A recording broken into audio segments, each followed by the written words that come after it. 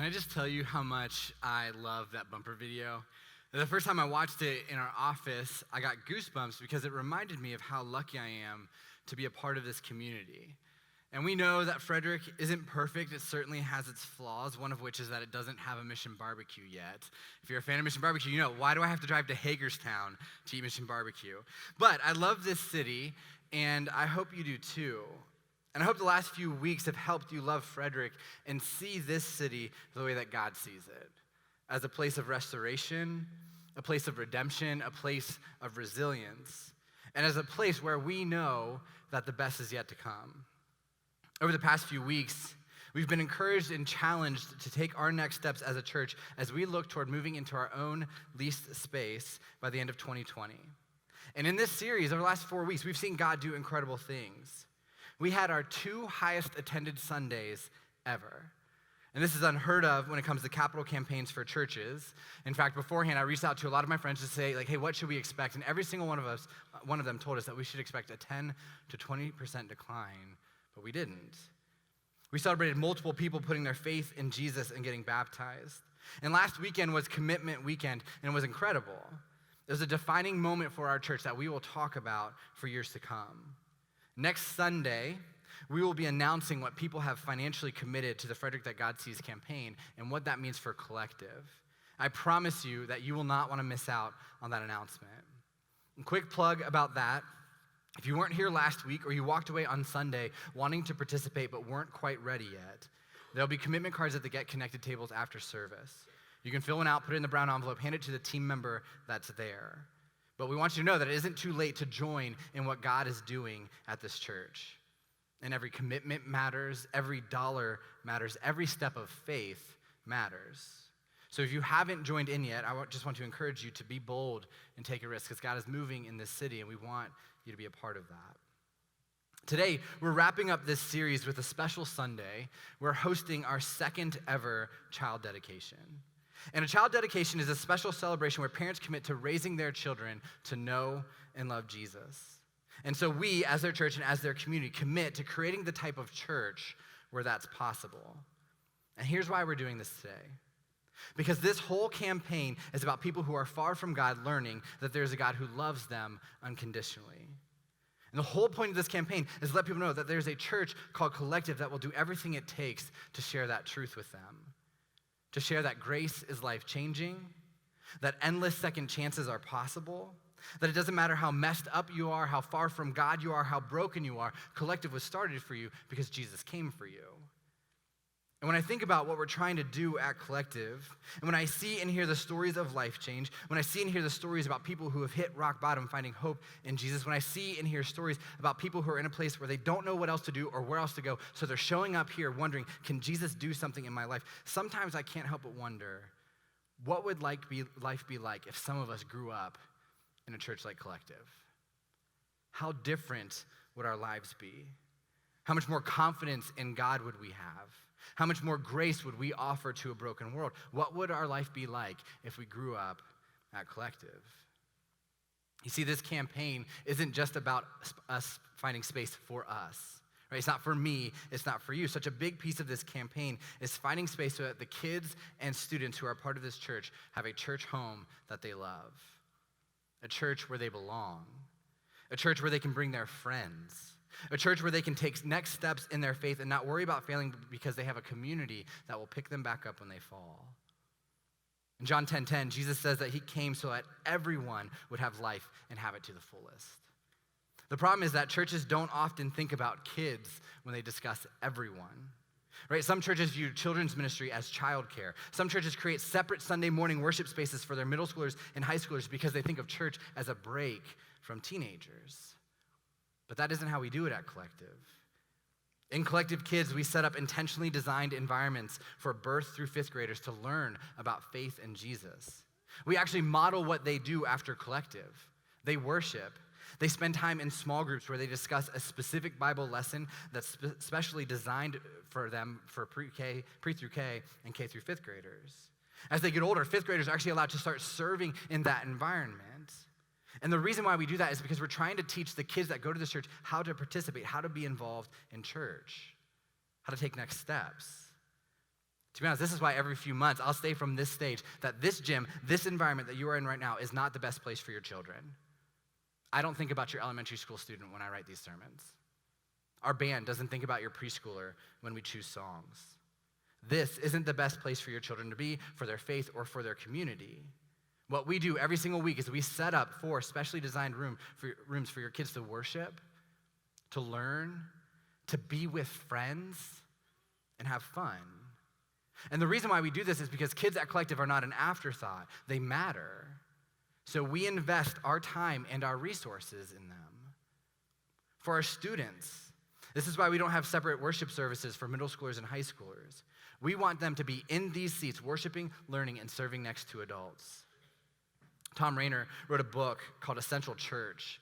And one thing that he found is that students are 60% more likely to stick with church and faith when they move out of their parents' house if they are part of a church where they could rub shoulders with adults who are living out their faith in Jesus.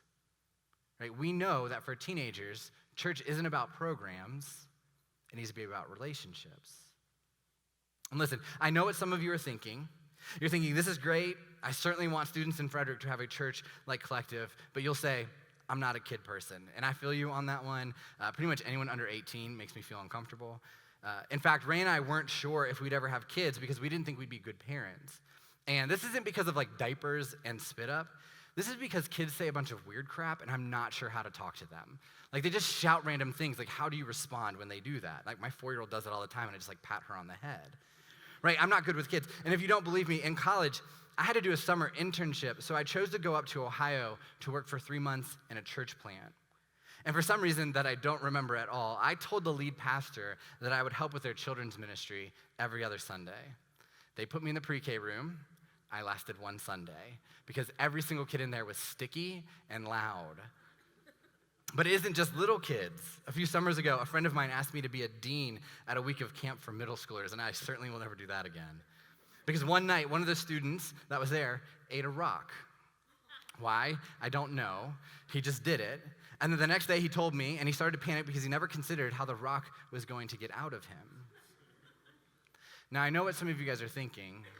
Some of you heard a rumor that my 4-year-old swallowed a nickel 2 weeks ago. That is not a rumor. That is true. And yes, I recognize that I'm the common denominator in a middle schooler eating a rock and my child eating a nickel. That's why I don't do kids. But here's one thing I do know, that these kids and these students are the future of the church, and we can never lose sight of that. During this sermon series, I visited each of our 8 collectives. And DJ mentioned earlier, collectives are our small groups that meet throughout the week. They talk about what we talk about on Sunday. And I did this so as we went into this campaign, anyone could ask any question they wanted about why we were raising money, where we're going, what we are trying to do. And so I visited every single one of them, including the youth collective. And to be honest, I fully expected to sit down and them not have any questions and then me just be able to get up and leave. But that's not actually what happened. The students that go to youth collective asked very thoughtful questions. There were some weird ones as well, and I tried my best to answer them. But they asked the same questions that many of you did. They asked, where are we looking for space? What do we do if we exceed our goal? How does this impact the teams who serve on Sunday mornings? And then Ben Cronkite asked me a question. Ben is in 9th grade, and he and his family have been a part of Collective since before we launched. And he asked me what my biggest fear was when it came to moving into a new space. He's a 9th grader. And of course, I originally told him that my biggest fear was losing the keys and like everyone showing up for church on Sunday and us not being able to do it. But I told him that my biggest fear was that God blesses this church and we don't use it to its fullest potential. But here's what that taught me that night. The children and students in this church care. They care about Jesus. They care about the church. They care about this church. And they care about this campaign. There's a recent study put out about Generation Z and the church. And Generation Z is anyone born between 1995 and 2015. Currently, that generation makes up 32% of the population. But this generation has been labeled as the first truly post-Christian generation. And here are a few things that this study found. More than any other generation before them, Generation Z does not assert a religious identity. The percentage of Gen Z that identifies as atheist is double that of the U.S. adult population that also identifies as atheist. Currently, only 59% of Generation Z would say there's some kind of Christian, that they believe in the idea of God, compared to 75% of baby boomers. And to be honest, most of you could have guessed that. Like, most of you would have surmised that. If you've been going to church for a while, you've heard church is in decline. The next Generation Z is not going. At first it was millennials aren't going, now it's Gen Z's not going. But here's what the researchers also found that truly, I believe, changes everything. Among Generation Z churchgoers, perceptions of church actually tend to be more positive than negative. 82% of teens say that church is a place to find answers to live a meaningful life. 82% of teens say that church is relevant to my life. 77% of teens say that I can be myself in church. So it's the least church generation ever, but the majority of them actually have positive viewpoints about the church and what it can do in their lives. And so here's what that says to us. It isn't that they don't want to be in church, that they don't want to pursue faith, that they aren't open to learning about God. It means that there aren't enough churches that are for them, like truly for them. That there aren't enough churches that actually create space for Generation Z to attend and to grow and to thrive. That there aren't enough churches that truly value that group of people. It also means that we know that if we could get them in the doors of a church, that their lives could be changed forever. And that is one of the most powerful reasons behind this campaign. So that we can make sure that our birth through 18-year-olds know that Jesus is for them and loves them. So that they can grow up being involved in a church where that as soon as they graduate, they don't walk away from their faith. Where they can grow up being involved in a church where they have other adults, not just their parents, other adults who love them, who care for them, who lead them. And Jesus teaches about all of this in Matthew 18. Here's some context. In biblical times, children under the age of 13 had little to no value. In fact, 13 was kind of this age of accountability, this age when you became an adult, which mostly meant you could start working on the farm, right? Like you start working for your parents. But anybody under 13 didn't have much value. But we see time and time again in the Bible, we see time and time again when stories of Jesus, that when children were around him, he taught them. He brought them into the conversation. He created space for them to listen and learn. This is what happens in Matthew 18. At that time, the disciples came to Jesus and asked, "Who then is the greatest in the kingdom of heaven?" Jesus called a little child to him and put the child among them. Then he said, "I tell you the truth, unless you turn from your sins and become like little children, you will never get into the kingdom of heaven." So Jesus immediately starts by talking about the innocence of a child, right? The faithfulness of a child, truly the purity of a child. But then he continues, "So anyone who becomes as humble as this little child is the greatest in the kingdom of heaven. And anyone who welcomes a little child like this on my behalf is welcoming me. But if you cause one of these little ones who trusts in me to fall into sin, it would be better for you to have a large millstone tied around your neck and be drowned in the depths of the sea." So Jesus teaches his disciples and everyone listening that the innocence and the humility and the faith of a child is actually an example for the adult. And then he does what Jesus often does, and he gives a warning. He says that any person that gets in the way of kids being able to experience the grace and truth of Jesus are better off dead. And those are very strong words coming from a time when kids had no societal value. Jesus teaches people who follow him, get out of the way of children and let them grow their faith. Let them have the opportunity to know who I am. So there are two applications for today as Bethany, our collective kids director, and the parents come on stage for the child dedication. The first one is this: join the team. Join the team so that you can create space for Generation Z to thrive in our church. Join Collective Kids, help with Youth Collective. The truth is, we're talking about a few hours a week that could lead to a lifetime of impact and truly the future of this church. The second is choose generosity. So many of you have already done that by committing to the Frederick that God sees, and so we just want to say thank you. But for those of you who are on the fence, these families up here and the kids that are in the seats around you, these are the reason why this matters. Because our hope is that Generation Z and the generations that come after them have a church that they can thrive in, that they can grow in, that they can experience grace and truth in. So I'm going to finish with this. As I drove home after Youth Collective 2 weeks ago, I had the overwhelming feeling that we're good. The future of the church is good.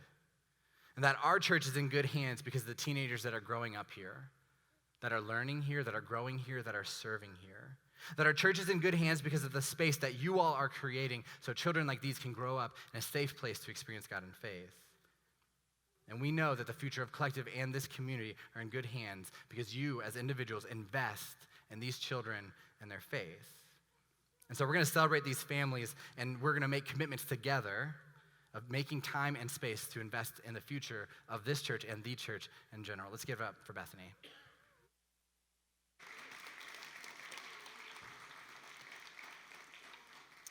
Good morning. My name is Bethany, and I'm the staff director of Collective Kids. I knew eventually the day would come that I would be invited to stand on this stage, and if I'm being completely honest, I was not exactly eager for the opportunity. For those of you that know me, you know that I'm much more comfortable behind the scenes, much more comfortable with casual small group conversation, and much more comfortable remaining outside of the literal spotlight in this case. I love this church, and I love the role that I get to fill as the leader of Collective Kids, but I'm a very real introvert, and having all this attention on me would usually make me quit life for the day. But today is different. It's special, and I'm not alone up here. Again, if I'm being completely honest, it's actually an honor to stand up here. Today, I'm joined on stage by 6 of the families who've decided to participate in this year's child dedication. This is still not my most comfortable environment, and I'll do well to know that I will have plenty of time from now until the next time that you'll see me up here. But today, I'm excited. I'm excited to introduce these families to you and celebrate them today. I'm excited to represent Collective Kids and the role that we get to play in their lives. But mostly, I'm excited to recognize these parents for the commitment that they're choosing to make as they stand before you. Today, these parents are making a commitment to intentionally create space for their kids to get to know and experience Jesus. They're making a commitment to engage in conversations with their kids about faith and truth and inviting questions as they come. They're making a commitment to model their own relationship with Jesus in such a way that encourages their kids to take steps of faith on their own. It's a big deal, and I'm excited to recognize them and celebrate with them today. From one Sunday to the next, families come to Collective and entrust Collective Kids with caring for their children and inviting them to get to know Jesus. Our mission in Collective Kids states that we exist to eliminate any and all obstacles pertaining to the care and instruction of all kids so that they and their parents have the best opportunity to bump into Jesus, allowing him to do what only he can do. That mission matters to us. It's a part of who we are as a church and who we are as a team. And so as kids arrive, we welcome them, we share truth from the Bible with them, we demonstrate wisdom, faith, and friendship as core values, and all along the way, we point to Jesus. We create space for them to grow in their faith, which in turn creates distraction-free space for you to grow in yours. As a team, Collective Kids values every moment that we have with the kids in our care, as well as the positive impact that we'll have on them on the Sundays that they join us. But it's not enough. On average, the church gets about 40 hours per year with a child, while parents get about 3,000 with the same child within the same year. In fact, there is a 300% better chance that kids will stay in the church and take steps in their faith if they have faith conversations in the home. So it makes sense that in Proverbs 22:6, we're instructed as parents, direct your children onto the right path, and when they are older, they will not leave it. But what does that look like? The best way I can illustrate it is with a marble jar. In Collective Kids, the curriculum that we use on a weekly basis to teach biblical truths to our kids is called Orange. Part of Orange's mission is to equip parents for every phase of their child's life, which is represented by a marble jar. You fill up the jar with 936 marbles, one for every week of your child's life until they turn 18. They call it the legacy marbles. With every week that passes, you remove a marble. Their hope as an organization is to encourage parents to use the time that they have with their kids because it's fleeting. And as they watch the marbles disappear, they're reminded that they have limited time left to make those moments count. Now, another marble jar has turned up recently in my life as I read through a book about vulnerable leadership called Dare to Lead by Brené Brown. In her book, Brené uses her marble jar object lesson to teach her daughter about trust.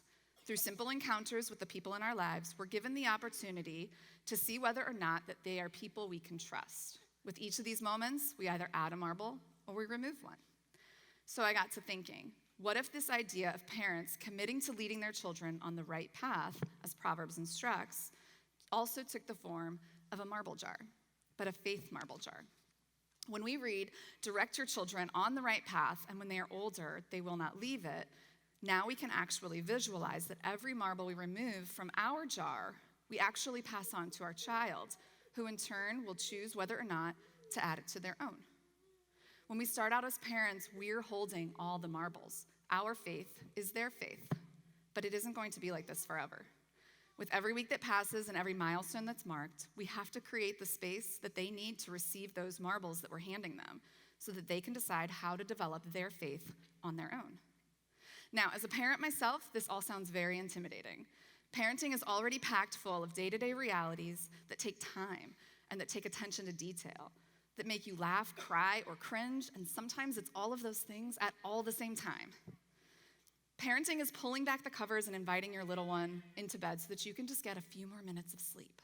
It's teaching your kids words and manners, how to be a good friend, and how to convey that it's important to eat more than just cheese. Parenting is answering questions, explaining situations, and providing reminders for the sake of healthy growth and development. It's engaging them in the lives of others and giving them opportunities to care for them. Parenting is teaching them that what they feel is okay and how best to communicate those feelings to others.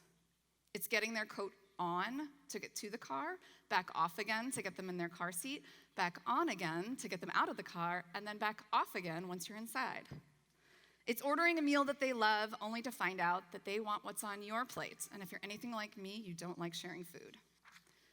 Parenting is being strong enough to protect them from hurt, but even stronger when it's time to let them go and let them possibly experience that hurt that you've been shielding them from. Parenting makes you feel like a superhero, but sometimes it can crush you. All of this and more is true, but the fact remains that these kids having only 40 hours a year at church with someone investing in their spiritual growth is not enough. And so parents need to do even more, but they don't have to do it on their own. We create a partnership, a support system, and a community between Collective, with the help of Collective Kids, and the parents of the kids that we've been trusted to care for. And that's what this child dedication is all about, and the commitments that these parents are choosing to make. It's a partnership. Today we have 12 families dedicating their children between our two services. In preparation for today's event, not only did I meet with the parents for child dedication orientation, but I asked them to think about the type of person that they hope their child or children would grow up to be. You'll see the words that they came up with as I introduce each family, but here are just some of the responses I received. Kind, gracious, confident, courageous, persistent, wholehearted, generous, principled, humble, adventurous, bold in faith, and empathetic. These parents want so much for their kids, and today they're taking that want for more and they're turning it into a commitment to do more. Now, before giving them the opportunity to share their commitment with you, I'd like to first introduce our parents and the children that they'll be dedicating today. Jess Atwell, dedicating Evelyn and Dean Atwell.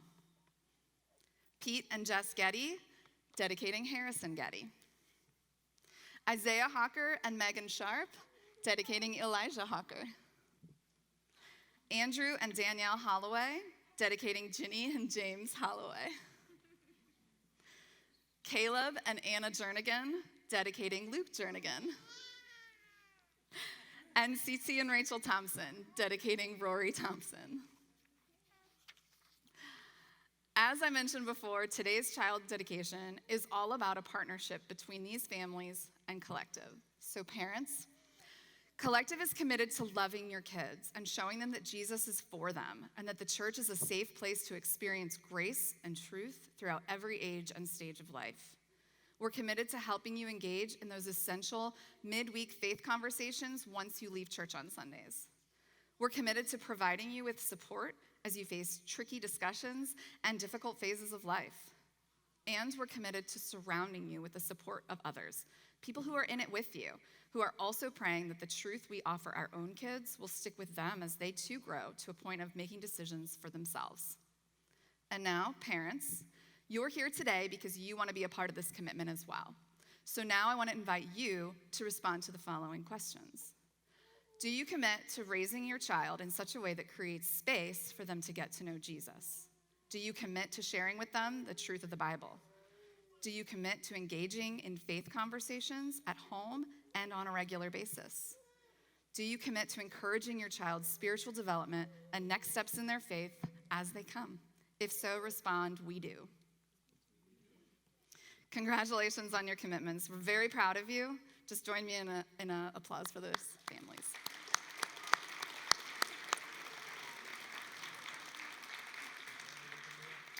We are so excited to partner with each of these families in their commitment to raising their children, to know Jesus and to have a relationship with him. Before we finish up, I'd like to pray for these families, the decisions that they made today and the work that they have ahead of them as they choose to partner with Collective. Let's pray. God, this is a great day, and we're honored to be a part of the commitment that these parents are making to raise their kids in truth. We're honored to have the opportunity to come into this partnership with our own commitment to teach, care for, and encourage these kids as their faith develops. But more so, we're excited to see how you're going to work through the decisions that are being made today. God, we know parenting isn't always easy, so we ask for wisdom for these parents as they look for guidance and direction in day-to-day life, that their decisions could honor and point to you. We ask for strength for these parents as they work hard at their commitments in hopes that their kids may grow to know you more. And finally, God, we ask that you work in the lives and hearts of these kids so that they can see you and come to a decision of their own one day to choose to follow you. We ask all these things in your name. Amen.